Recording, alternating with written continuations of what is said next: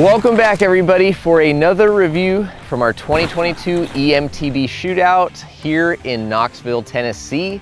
We are still working our way through this Enduro category. There's a lot of bikes in this category this year, and today we're going to be talking about the Mondraker Level R.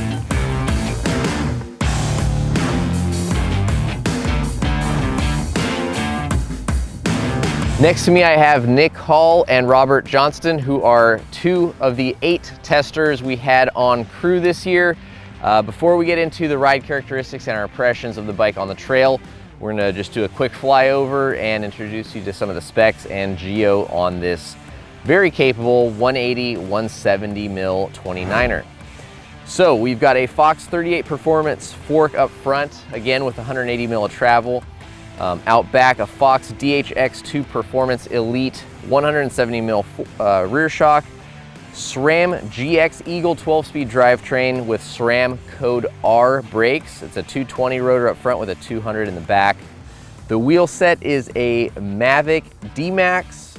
We've got 165 millimeter crank arms, and this bike is powered by a Bosch CX Gen 4 drive unit, putting out 85 Newton meters of torque, and a Bosch PowerTube 750 watt-hour battery.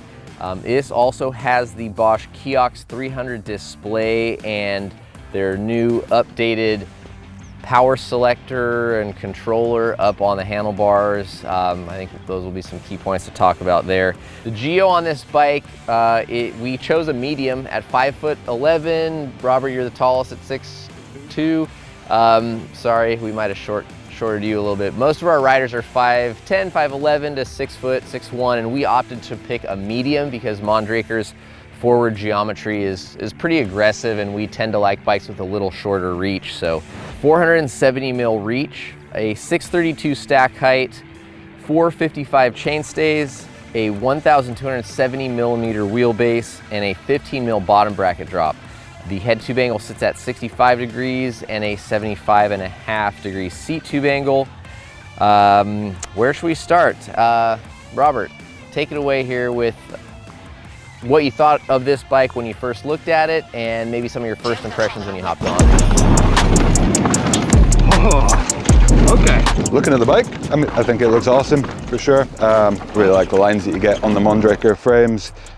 Looks kind of lighter weight than it necessarily feels, but I guess we'll get onto that. In terms of electronic integration, I do think it's a little bit bulky and clunky up the front. The controller does stick out a lot, and compared to some of the other bikes we have on test, the screen could be better integrated too, I think. But they work pretty good. And on the trail, it's a pretty capable bike for sure. Really long travel. But it kind of hides it when you're pedaling it. I think it's quite an efficient suspension platform, and you know, you don't really feel like when you're going up the hill you're necessarily climbing a big 170, 180 mil travel bike with a coil shock. Yeah, I think the Mondraker suspension, their platform is, I've found at least, to be pretty stiff and rough, at least on their on their air sprung bikes. We've recently reviewed some of the Crafty line, which is a little shorter travel. And as much as I love the way they look, I was a little disappointed by that harshness on square edge bumps, and was hopeful that longer travel, but mostly that coil spring would help improve that feel. And I think it really did. I was very impressed with how smooth this bike was going into the chunky stuff, going into square edge bumps and washboards, which on their shorter travel and air sprung bikes would have beat me up. Yeah, I think on the long travel bike like this, with the spring setup, you still retain some of that platform on the climb. Yep. Which really is pretty nice on this bike. It feels nimble and sits up in its suspension, and the Bosch CX, it's so good. I mean, it's tons of torque. We all know we like it. Yes. So it climbs really well, but then again, after you start going down, it doesn't retain a lot of the harshness that you were saying some of the shorter travel bikes have. So one of the things I did notice on the downhills was the bike felt like, for at least for me, right, in our weight, you know, around 100, I think most of our guys are 160 to 175 pounds. Robert's a little bit above that, but even still, you thought that the coil spring was gonna be too soft for you, and it still worked quite well. Yeah, I think we were running around about the 35-36% sag mark for me, which is quite a lot, but it was progressive enough that it sat into the travel and didn't produce any problems. Yeah, and I think the lighter guys and the middle guys like me and you were still feeling a pretty good soft off the top feel with some good progression. It definitely, I think because of the weight of the bike and maybe a little bit of the suspension, but I felt like this wasn't a bike that I wanted to do side hits or flick around. Like if I saw something, or if I saw, you know, Cole or you in front of me, like hit a little lip and kind of kick it out onto a side hill landing, like in my head, I was like, I want to do it. But I was like, oh man, like we're days in, right? I was like, I'm kind of tired. That's going to take a lot of energy on this bike, and I'm going to conserve it because, you know, it just felt a little bit heavier. Sure. The flip side is that it was super planned, and we got into like the Windrock XC trails where it was just really rocky, chunky. This bike felt so composed, so confident, to where it really kind of, at least for me, put two big problems into perspective. One was the underpowered brakes, which you disagree about. I felt like you would come into corners so fast on this bike, and it felt like you were like on a downhill bike, and then you go to grab the brakes and it felt like you had trail bike brakes. Like it was just like lightly dragging a foot. Maybe even worse than that. You barely scrubbed speed, and then all of a sudden you got to grab. We were going days and on just swapping around on so many bikes, and as soon as I hopped on this, like within one run, all of a sudden my forearms felt like Popeye. I was like, yeah, you oh just my pulled God, all dude. the way to the bar the entire time. Yeah. Second issue, which I think we all agree on, is the wheels. You know, this is what happens when Drew hands you a bike and he's like, this thing rips, tons of traction, looks good. This is the second set of D-Max wheels that have come on an e-bike that we have destroyed. I know they've got little lightning bolts on there, and Mavic's marketing them as an e-bike wheel, but I don't think that's an e-bike wheel. 4 different times tightening the spokes on these because they were just finger loose by the time we get done with one run. And then, I mean, well, Frenchie ended up smoking one. Whether that should have been a hit that wrote off a rim, I don't think so. We've got pretty burly tires on there, and still it didn't go well. But also just, especially when you're on the brakes through like hard compressions, they're just all over the place, you know. And even cornering, right? Yeah. Cornering too, yeah, for sure. The plus side of that, I think, is on maybe a long off camber corner with a little bit of chop through it. If you're not trying to push the tire super hard, the compliance does feel kind of good. Sure. But for the most part, it's just unnerving. And it just feels unmatched to me. Like you're on this almost downhill feeling bike and like an XC set of wheels. Yeah. Yeah, like maybe this could go on like an SL or like maybe like a 150 or under e-bike, but for such a downhill biased, you know, 170, 180 mil e-bike, I do not think that is the right wheel spec. Well, and it shows because they were destroyed within 3 days. Might have made it more than that. But one last thing I think is worth mentioning. I know the Trek also has it, but I mean, Bosch's display being up here on front, this one is definitely really burly and robust. But man, the screen can still snap off if that breaks or comes off. The bike is without power.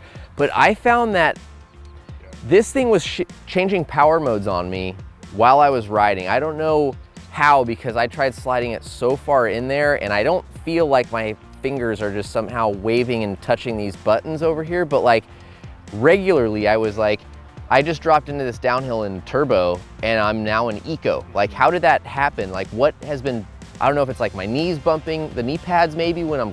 I definitely hooked my knee on the controller at one point. It's just big and bulky. I mean, it sits out a good 5 to 10 mil more than a dropper lever does. And it's very intrusive when you're riding. Like anytime you're putting your knee in or anything, I felt like I was just hitting it, and it's still like the button touch is so soft. It's a very, very light button touch. Sometimes I'd just be riding, I'm like, I don't even know what I'm in. Like, am I in turbo? And you look down, you have to look at the screen a lot.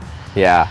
It's just a non-intuitive system, I think, compared to some of the other stuff we have on test, like you said earlier. This is just a non-refined system. Yeah, I mean, I think it is refined, but just for a different application. Yeah, Sure. yeah. Maybe for I like think- touring bikes, Absolutely. urban commuter bikes. I think it is a very refined system. I just think it's not great for this application because like I said, on both the Trek and this, I was just ghost shifting. It's like somehow I would come out of a corner and try to get on the pedals and I'm like, oh, this, like I've completely turned it off. Like, or it's in eco and I thought it was in turbo and it just. When you compare it to the simplicity of something like the Levo's, just tiny little couple of buttons. Yeah, or even the Shimano. Or the Shimano, yeah, and you get away just fine with those. Yeah. Why? Yeah. Just, yeah, it's a miss for me. All right, so overall, Robert, pick a number. What do you think? So much potential. I'd like to give it an 8 based on if you buy it, you'll probably smoke the wheels pretty quick and then replace them and then it's probably getting close to good. Yeah. Like real good. I think the way it climbs is real nice for how long travel it is and the way it descends is real nice because you feel the long travel. It's good. It's a solid bike. I It's agree. a solid bike. Yeah. Nick? Probably, as it sits, probably a 7 if you got this as a frame kit and built it. You know, you can get it up to 8.5 range. This thing's pretty sweet. Like, the suspension platform's amazing. The long travel shines. It really feels stable and comfortable downhill. Climbs really well. But just some of this component spec and the Bosch controllers were real misses for me. I put an 8. I think it's got the potential for more. It's hard for me at $84.99. I know this particular bike we got from Fly Rides as well as the Cube. They've been kind enough to send us 2 bikes that the European market usually has and are readily available in the US. So they usually have rebates and discounts on these bikes, which makes it a little bit better, I guess, in my opinion, because when you start looking at 8,500 bucks with Code R brakes and then a wheel set that you're pretty much gonna have to write off if you are an aggressive rider. But again, I don't know who's buying a 180, 170 bike that's not an aggressive rider. Maybe the kind of less experienced rider who wants the safety of the extra suspension, Totally. but isn't going to be really pushing the wheels hard. Absolutely, Sure. I think that would be probably a great contender for this bike. It's beautiful, it rides well, very capable, and it has the bones and the structure to be a really sweet machine. So that is the Mondraker Level R. Thank you guys very much for tuning in and watching. Don't forget to subscribe to the channel as we work our way through this Enduro category into the grand finale episode where we compare all these bikes to each other and see who comes out on top. Thanks again for watching, and we'll see you out on the trails.